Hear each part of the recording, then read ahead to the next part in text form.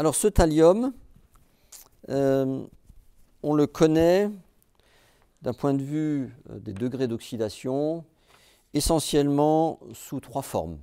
Donc, vous savez que quand on construit un diagramme potentiel pH, un diagramme de Pourbet, quand c'est appliqué aux métaux, il faut se poser la question des degrés d'oxydation possibles de cet élément. Vous savez que certains éléments, on a vu le fluor la semaine dernière, hein, c'est fluor 0 et fluor moins 1. Beaucoup d'éléments, comme les métaux de transition ou l'azote, etc., présentent de nombreux degrés d'oxydation. Ici, ce n'est pas très compliqué, il y a 3 degrés d'oxydation. Il y a le thallium au degré 0, c'est essentiellement un métal, d'accord? Donc on va l'appeler, nous, le métal, T, thallium, métal, M. OK? Ensuite, on sait, hein, comme beaucoup de métaux, ils sont plutôt des réducteurs, ils ont tendance à donner leurs électrons. Et il existe effectivement dans l'eau un ion qui s'appelle thallium plus 1. Donc c'est le thallium au degré d'oxydation plus 1. Il a perdu un électron. Ça va toujours? Vous n'êtes pas censé le savoir, mais si vous regardez la structure électronique, hein, avec 6s2, 6p1, je crois, hein, vous voyez, donc l'électron P peut partir, ça donne thallium plus 1. Mais vous savez que les 2 électrons S peuvent partir aussi, ce n'est pas un scoop, hein. Et donc on n'est pas trop surpris de savoir qu'il existe un deuxième degré d'oxydation. Alors pour l'instant, volontairement, je l'appelle plus 3, de cette manière-là.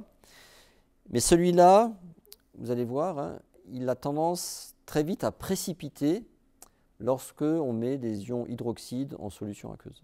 Il va donner un précipité thallium OH 3 fois, comme les hydroxydes de fer par exemple.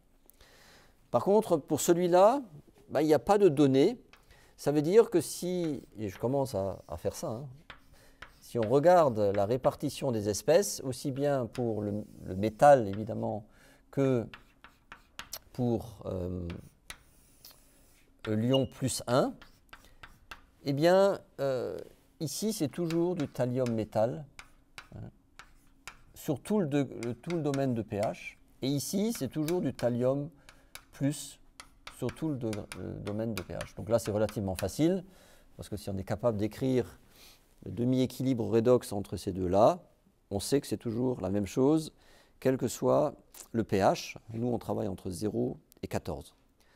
Ça, vous n'êtes pas censé le savoir, hein, pour le thallium plus 1, mais si vous cherchez dans la littérature thermodynamique, vous verrez qu'il n'y a pas de données d'un KS relatif au thallium plus 1 qui signifierait qu'il précipite, d'accord, quelque part entre 0 et 14. Donc on considère, nous, que ce thallium plus 1, il existe toujours comme ça en solution. OK?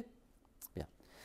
Par contre, ici, ce n'est pas vrai, hein. Donc là, si vous regardez dans la littérature, vous trouvez, hein, une donnée thermodynamique.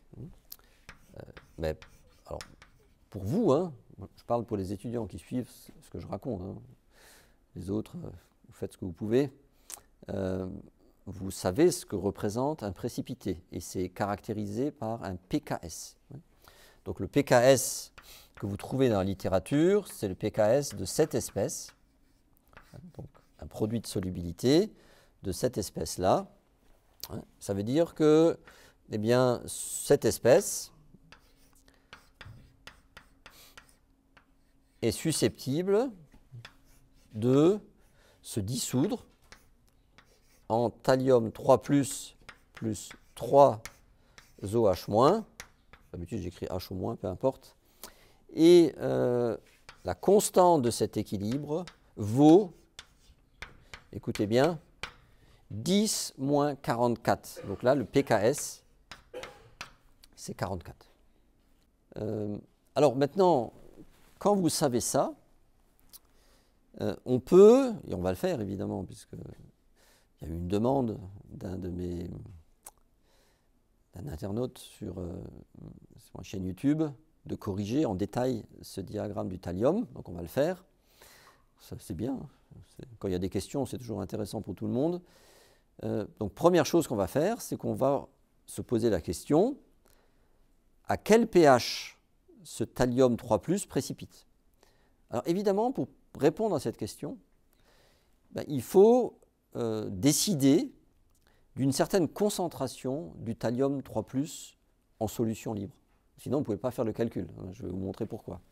Donc nous, dans notre exemple, on va partir du principe que les ions en solution, lorsqu'ils sont en solution, dans notre diagramme, ils auront une concentration de 10-4 moles par litre. OK? Voilà, donc si vous êtes en milieu très acide, on va voir, vous avez du thallium 3+, 10-4 moles par litre. Et la question c'est, je vais commencer à rajouter des ions hydroxydes, OH-, dans cette solution. Donc le pH va évidemment augmenter. J'espère que c'est parfaitement clair dans votre tête, sinon évidemment le reste, vous ne pouvez rien comprendre. C'est comme ça. Donc le pH va augmenter et à un moment, vous allez voir, on va atteindre le produit de solubilité. Et quand on atteint le produit de solubilité, ça veut dire que vous commencez à précipiter cette espèce. Et évidemment, comme on l'a souvent fait, dès que vous précipitez cette espèce, eh bien, il faut considérer que dans le milieu, dans les pH, à partir de ce pH et au-delà, c'est ça l'espèce prépondérante, et ça, il y en a de moins en moins. Et d'ailleurs, quand on écrit ensuite les demi-équilibres redox, on part juste du principe que ça, c'est l'espèce prédominante, mais je l'ai expliqué dans une vidéo, mais je ne le ferai pas cette année. On peut aussi faire le calcul autrement, en recalculant la valeur du thallium 3+ à partir du pKs, mais le résultat, évidemment, est exactement le même. Il y a deux approches possibles. Moi, je préfère l'approche graphique. Elle est plus concrète, d'accord? Elle est plus simple à comprendre, mais comme certains professeurs montrent une approche plus calculatoire, je l'ai aussi redémontré dans une de mes vidéos, et donc vous pouvez avoir les deux choses pour vous. Donc je vous rappelle, un KS, qu'est-ce que ça veut dire? Ça veut dire que ça vaut 10-44, et ça, c'est égal à la concentration de thallium 3+ fois OH- au cube, parce qu'il y en a 3. Okay, et comme l'activité d'un solide, pour nous, c'est toujours égal à 1, c'est une de nos hypothèses thermodynamiques, eh bien, le KS, par définition, c'est ça. OK? Donc, le sens de la précipitation, ce sont des rappels, c'est lorsque vous atteignez, lorsque le produit de la concentration thallium 3+ OH- au cube vaut 10-44, alors vous commencez à précipiter l'hydroxyde de thallium. Okay, ça, c'est la définition de la précipitation. Alors, vous voyez bien que, ici, il faut connaître une valeur. Et ça, on la connaît. Nous, on sait qu'au départ, dans notre solution, on a 10-4. Donc ici, vous mettez 10-4. Voilà. Et dès que vous mettez une valeur ici, vous voyez bien que maintenant, vous pouvez calculer la concentration en OH-, donc, je vous rappelle, un pH. Donc, vous voyez bien que 10-44 divisé par 10-4, c'est égal à OH- au cube, parce que si je veux enlever ça, je divise tout par 10-4. Donc 10-44 divisé par 10-4, ça fait combien, monsieur? OK. Donc 10 moins 13,33 à peu près. Ça, c'est la concentration en OH-. Et donc, ça fait à peu près 0,67. OK? Concentration en H3O+, 10 moins 0,67. Je vous rappelle, et si ça, c'est toujours pas intégré, vous devez vous poser des questions. Le produit OH- fois H3O+ dans l'eau est toujours égal à 10-14. Oui, c'est une base absolue. Donc j'ai OH-, je connais H3O+, 10 moins 0,67, donc le pH 0,67. Donc on l'a trouvé. Donc ça correspond à un pH de 0,67. Donc vous voyez ici, maintenant, là on va mettre un petit tiret là, 0,67. Et vous voyez que très vite, parce que 0,67 ça reste un pH très acide, il y a seulement une toute petite zone en milieu extrêmement acide pour cette concentration 10-4 où vous avez du thallium 3+ libre. Ensuite, eh bien, le thallium au degré d'oxydation 3, ça sera essentiellement de l'hydroxyde de thallium. Oui. Donc nous, globalement, on va devoir écrire les demi-équilibres redox sur 2 domaines de pH. Avant 0, entre 0 et 0,67, donc avant 0,67, et après 0,67. Alors avant de faire ça, bien, il faut chercher dans la littérature, mais je crois que c'est marqué hein, sur la diapositive. Si vous regardez le potentiel standard du couple TL plus TL métal, c'est moins 0,34. Donc ça, c'est une donnée, vous n'êtes pas censé savoir. Hein. Donc le potentiel standard TL plus TL0, hein, je vous rappelle qu'on écrit toujours l'oxydant et le réducteur, eh bien, c'est donné à moins 0,34 volts. Donc, vous verrez que ça, c'est bien, c'est un résultat simple. Et ensuite, on vous dit, il y a un E0 TL3+, TL+, qui vaut 1,25 volts. Vous allez voir, on va utiliser ces données, mais maintenant, on va commencer à construire le diagramme. Et vous allez voir, hein, très vite, on va retomber sur ce qui est sur la diapositive. Donc, on va ici dessiner le diagramme. Alors, le plus simple pour nous, c'est de commencer par ça. Donc, on se dit, voilà, j'écris 1 pour pH, alors, qui soit inférieur à 0,67 et pH supérieur à 0,67, vous allez voir, ça ne change rien, hein, puisque les espèces majoritaires ne changent pas entre le thallium plus et le thallium 0, hein, puisqu'on a toujours simplement l'équilibre TL plus 1 électron donne thallium 0 ou métal. Oui, donc c'est aussi simple que ça. On va rester ici pour rester dans la vidéo. Et le potentiel hein, de Nernst, c'est le potentiel standard, celui qu'on vous donne, plus 0,059 logarithme base 10 de l'oxydant, donc concentration en TL+, divisé par l'activité du TL0. Je vous rappelle que c'est un métal. Donc vous savez hein, que l'activité d'un métal, dans notre approche thermodynamique, c'est égal à 1. Oui. Donc ça veut dire que dans notre rapport, ça disparaît. Le potentiel, c'est E0 plus 0,059 logarithme de la concentration en TL+. OK? Voilà. Ça, c'est Nernst qui nous dit ça. Et ceci est juste. Hein. Et vous voyez que il faut bien sûr, pour connaître le potentiel réel, et ici on va représenter le potentiel hein, en volts, ici c'est le pH évidemment, ben, il faut faire un calcul ici. Donc on connaît E0, il est donné dans la littérature, c'est moins 0,34, et évidemment on connaît la concentration en TL+, c'est ce qu'on a décidé, 10-4 mol par litre. Vous vous souvenez? Je l'écris encore une fois là-haut, pas l'oublier. Hein. Nous, les concentrations, hein, ça c'est la concentration en TL+, et c'est la concentration en TL3+. C'est notre hypothèse. Donc allez-y, dites-moi ce que ça vaut. Donc ici c'est moins 0,34. Et ici, non, ça, on n'écrit pas bien sur ce tableau. Donc il y aura un moins, puisque ici c'est 10-4. Donc logarithme de 10-4, ça fait moins 4. Donc ça fait moins 4 fois 0,059. Donc ça fait quelle valeur, s'il vous plaît? Attention, hein, donc moins 0,576. Voilà, volts. Donc et c'est toujours, évidemment, ça ne change pas en fonction du pH. Ça ne change pas en fonction du pH. Donc vous voyez que le potentiel est constant. Ben, il est où? Il est à peu près là, hein, voyez. Et donc c'est évidemment une droite horizontale hein, dont la valeur ici, c'est moins 0,576. OK? Ça va?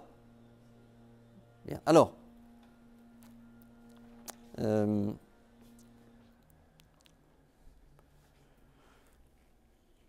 maintenant, l'autre question, mais qu'on a déjà abordée souvent, et on va quand même l'exprimer clairement pour vous. Vous avez donc ici une ligne horizontale qui sépare quelque chose qui est au-dessus et quelque chose qui est en dessous.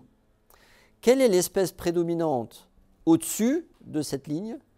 Quelle est l'espèce prédominante en dessous de cette ligne? Merci. Donc au-dessus, c'est toujours l'oxydant, évidemment, hein, et en dessous, évidemment, c'est le thallium métal, hein, partout là.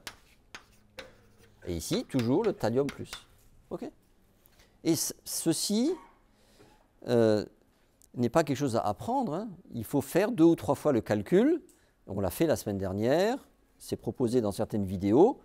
Si vous fixez par exemple le potentiel ici à 0 volts, vous verrez que la concentration, en fait le rapport ici entre l'oxydant et le réducteur, eh bien il devient extrêmement grand, d'accord? Ça veut dire que l'oxydant évidemment est largement majoritaire. Okay? Je vous rappelle, hein, c'est comme ça qu'on le fait. Et si vous regardez un potentiel qui est plus négatif ici, vous trouvez que le rapport TL+ sur TL0 devient extrêmement petit, ce qui signifie que, évidemment, l'activité du métal est largement majoritaire. Ça veut dire que c'est lui qui est stabilisé. Hein. Mais ce raisonnement-là, on l'a déjà fait ensemble et il est proposé dans pratiquement toutes les vidéos sur ma chaîne YouTube. Okay? Donc ça, c'est quelque chose qui doit être clair pour vous. Hein, et ça peut se démontrer par le calcul sans aucun problème. Donc au-dessus, thallium plus, en dessous, métal. Donc on peut répondre, vous voyez, c'est bien. J'avais mis thallium métal, hein, j'étais gentil. Donc le C, là, on demandait qu'est-ce que c'était C, quelle est l'espèce chimique C, ben, c'est thallium plus. Vous voyez, une des questions. Ce n'est pas la première, hein, c'est la quoi? La 6e. Quelle est l'espèce chimique dans C? La 8e. Ben, c'est thallium plus, évidemment. C'est bon? Voilà. Et donc, on a répondu à la question aussi de la valeur de x sur le diagramme. La valeur de x, on a trouvé moins 0,576. On peut continuer? Bien. Alors, pH, bon là, on l'a trouvé tout à l'heure. Quelle est la valeur du pH là? En A, 0,67. D'accord? Donc, vous voyez, on a commencé à démystifier le diagramme. Il nous reste à trouver Z, W, A, Y et B. Mais on va y arriver tranquillement. Là, par contre, il faudra évidemment bien séparer les deux zones de pH, puisque l'espèce prépondérante n'est pas la même avant 0,67 et après 0,67. Avant, c'est thallium 3+, libre, et après, c'est essentiellement de l'hydroxyde de thallium. Donc, ce n'est pas vraiment pareil. Alors, ici, c'est très simple. Hein. Thallium 3+, plus 2 électrons donne thallium plus. Hein. Donc, il faut bien 2 électrons ici hein, pour passer de plus 3 à plus 1. OK? J'écris l'équation de Nernst associée à cet équilibre. C'est un E0, mais celui qu'on donne, hein, c'est 1,25, plus 0,059 divisé par 2, parce qu'il y a 2 électrons, logarithme de quoi? De la concentration en thallium 3+, sur la concentration en thallium plus. Et le rapport, là, il vaut quoi? C'est quelque chose qu'on a décidé. Hein. On a dit que c'est 10-4 et 10-4. Donc 10-4 divisé par 10-4, ça fait 1. Donc ça, là, ça disparaît. Vous voyez? Parce que log base 10 de 1, ça fait 0. Et donc on voit que le potentiel, c'est 1,25 volts. Donc ouais, c'était facile. Hein. 1,25 volts. Et donc ça, là, c'est le W sur notre examen, 1,25. Donc c'est à peu près par là. Et évidemment, c'est constant en fonction du pH. Vous voyez que ça ne dépend pas du pH. Donc, comme tout à l'heure, hein, au-dessus, c'est du thallium 3+, en dessous, c'est du thallium plus. Hein. Donc vous voyez, thallium plus, on peut rajouter. Hein. C'est lui qui est très stable hein, partout. Voilà.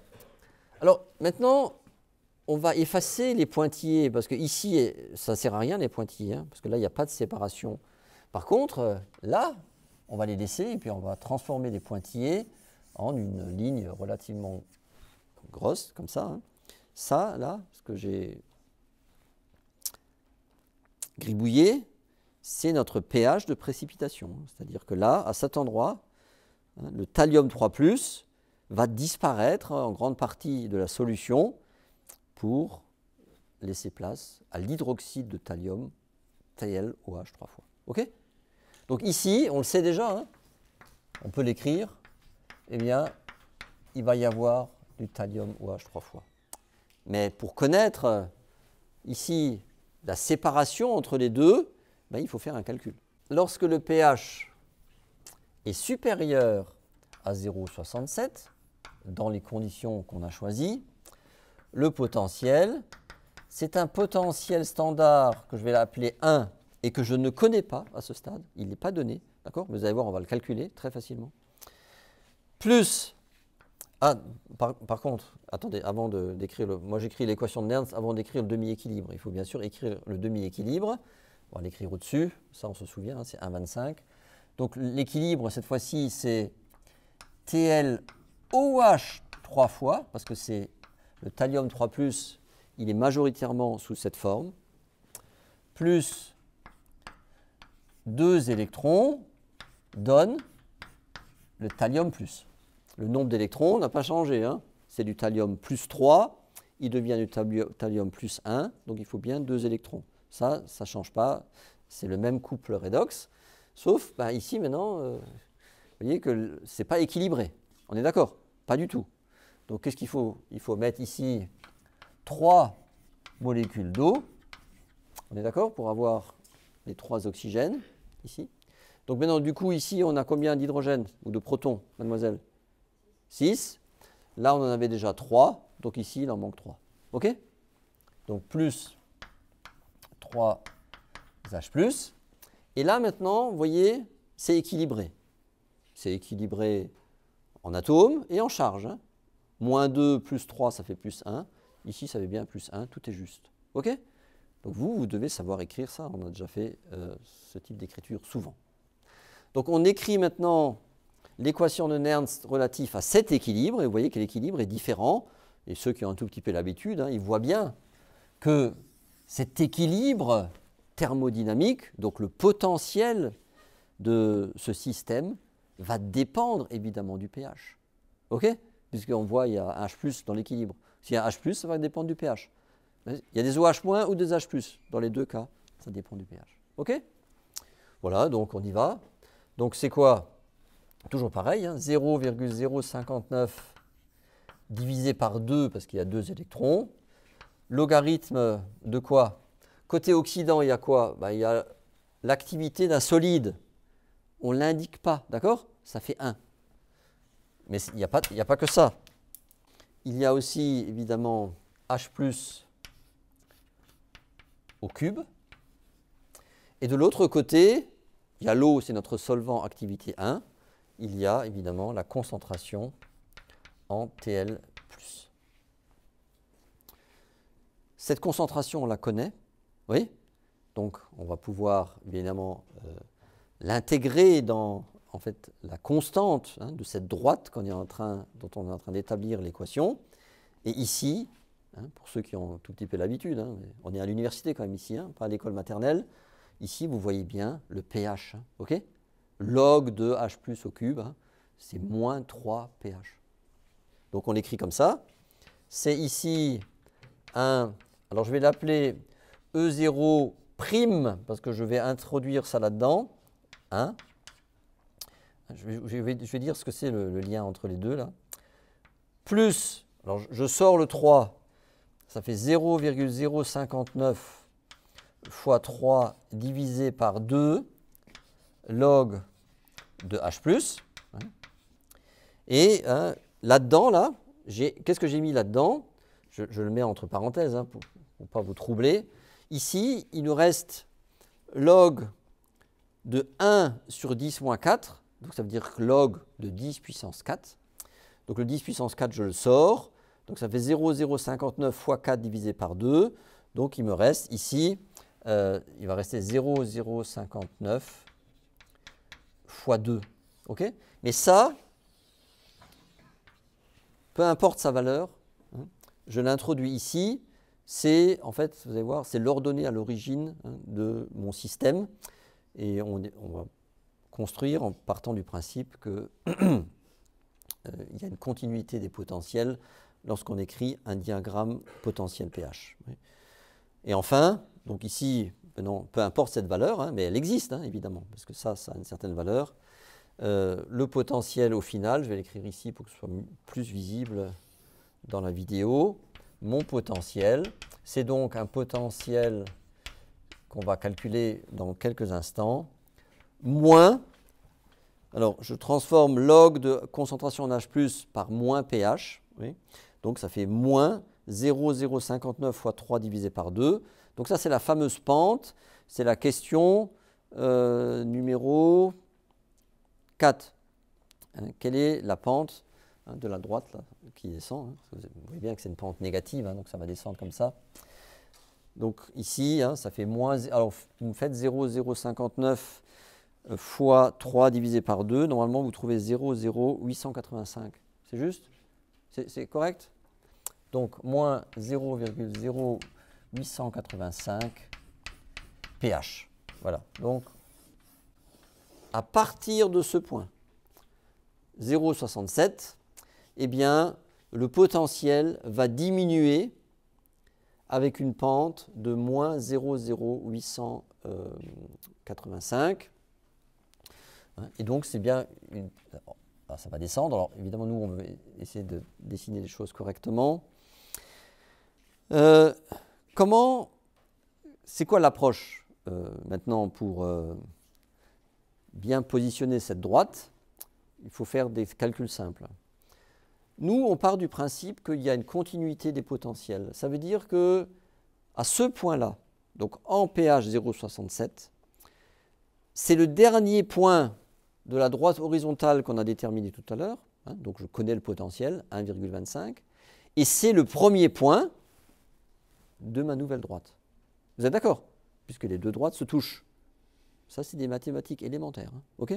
Je pars du principe que les deux droites se touchent. Alors, comment est-ce qu'on fait? C'est très simple.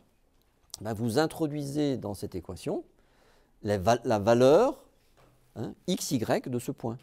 Donc on a dit à l'instant x 0,67. Il faut laisser les pointillés juste pour rappeler que c'est 0,67 ici, évidemment.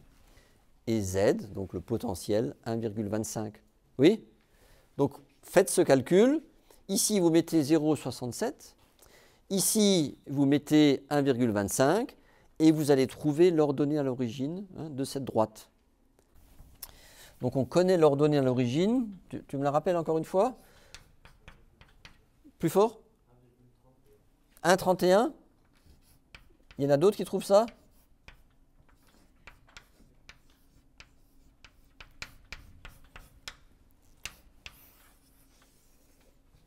Donc voilà, la droite, elle est à peu près comme ça. OK? Donc la pente, moins 0,0885 pH, évidemment. OK? Voilà. Bon, sur le tableau noir, ce n'est pas toujours très facile. Et voilà, c'est ce qui est représenté ici. Donc, bon, moi j'avais mis à pH 6 pour Z. Donc, quelle est la valeur du potentiel à pH 6? Vous le faites. Maintenant, vous remplacez le pH par 6, puisque c'était à pH 6.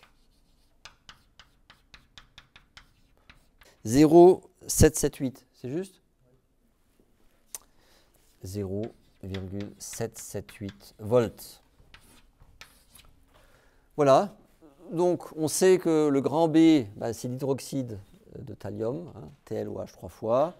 Grand A, c'est thallium 3+, ici c'est thallium+. Vous voyez que c'est le grand domaine de stabilité dans l'eau, c'est ce thallium au degré d'oxydation +1. Et évidemment, dans les potentiels très négatifs, c'est le thallium métal.